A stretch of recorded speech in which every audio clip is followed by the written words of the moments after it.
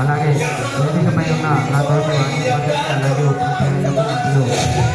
గ్రామ కమ్యూనిటీ మరియు ఇక్కడ ఉన్నటువంటి విద్యార్థులకు మరియు గ్రామంలో చేసిన ప్రతి ఒక్కరికి కూడా ఘనంగా చేస్తూ ఉన్నా. అలాగే ఈరోజు 17వ సందర్భంగా ఇక్కడున్న విద్యార్థులకు సభ్యులకు ప్రతి ఒక్కరికి కూడా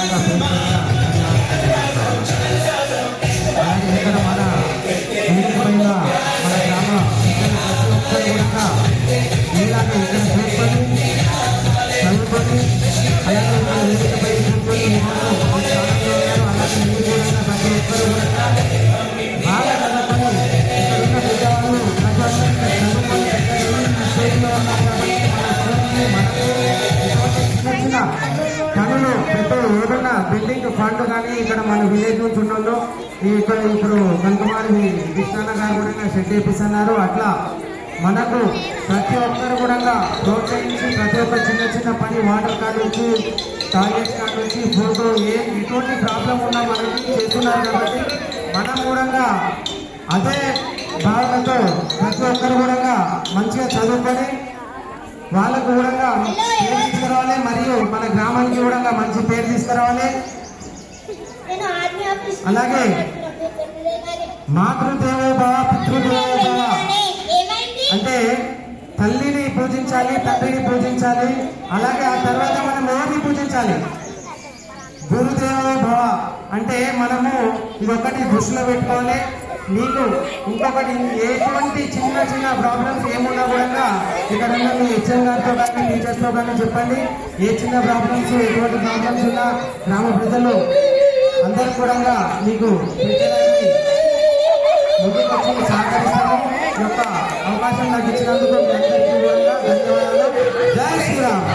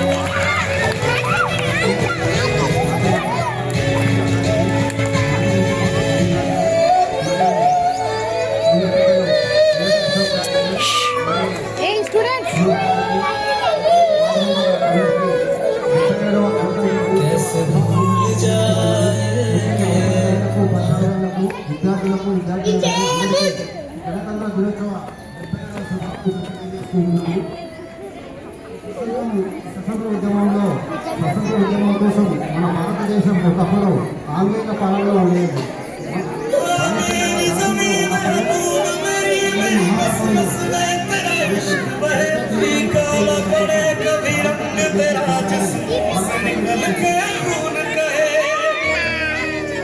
ఇటువంటి స్వతంత్ర నేర్చుకోవడానికి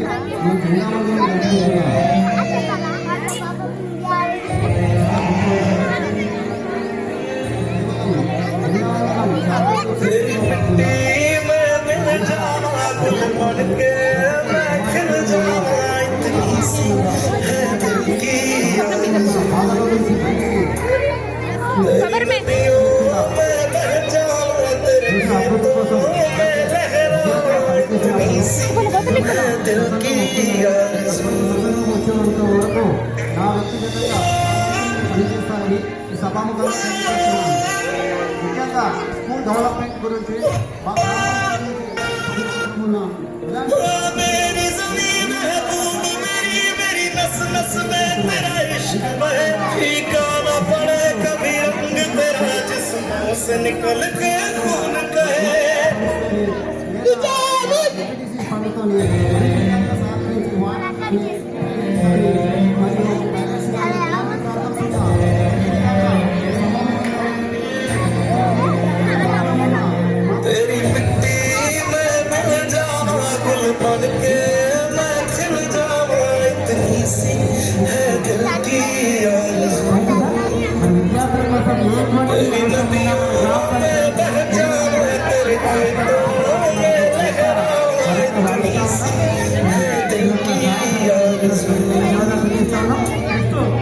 శంషాబాద్ మండల్ డిప్యూటీసీ మాజీ खबर में रखी हुई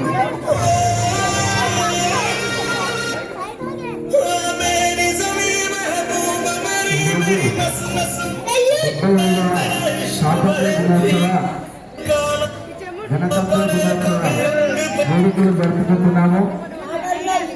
ఇందులో భాగంగా నల్గొండ గ్రామంలో గారి ఆధ్వర్యంలో వచ్చేసిన నల్గొండ ప్రథమ పౌరులు బొద్దం శేఖర్ యాదవ్ గారు, ఉప సర్పంచ్ మహేష్ గారు, వార్డు మెంబర్లు భరతం వెంకటయ్య గారు, నాగేష్ గారు, రాజు గారు, దూరంలో లక్ష్మణ్ గారు, లతాజు గారు, సంధ్య లలిత్ గారు,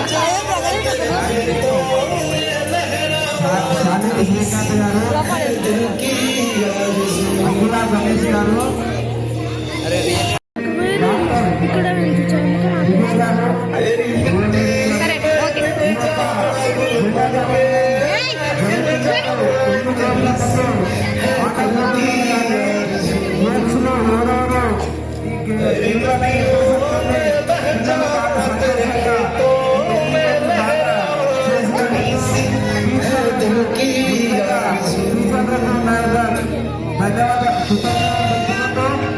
ఈ యొక్క స్కూల్లో